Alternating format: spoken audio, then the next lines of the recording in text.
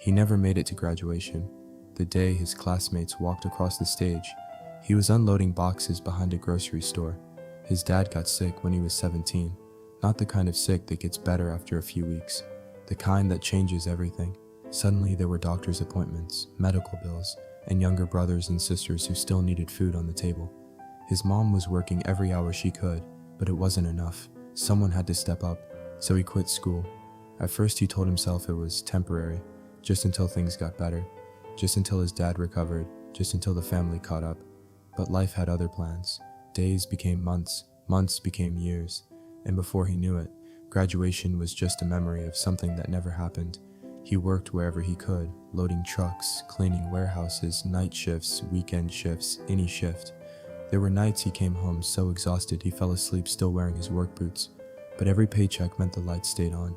Every paycheck meant his little brother got to stay in school. And somehow, that made it worth it. Years passed. His father eventually passed away.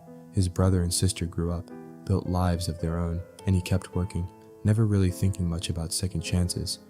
Then, one ordinary afternoon, everything changed. He was delivering inventory to a small warehouse when the owner stopped him.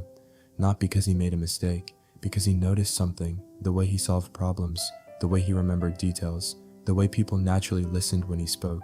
Before he left that day, the owner asked him a question nobody had ever asked before. "Have you ever thought about running a business?" He laughed, honestly. He thought the guy was joking, but he wasn't.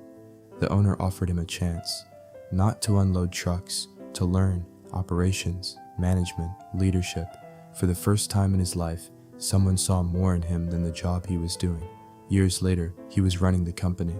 And at 42 years old, something happened he never expected. A local community college invited him to speak at graduation. As he stood backstage, watching hundreds of students in caps and gowns, he thought about the graduation he missed, the one he used to feel ashamed of. Then he looked out at that crowd and smiled, because life had finally taught him something.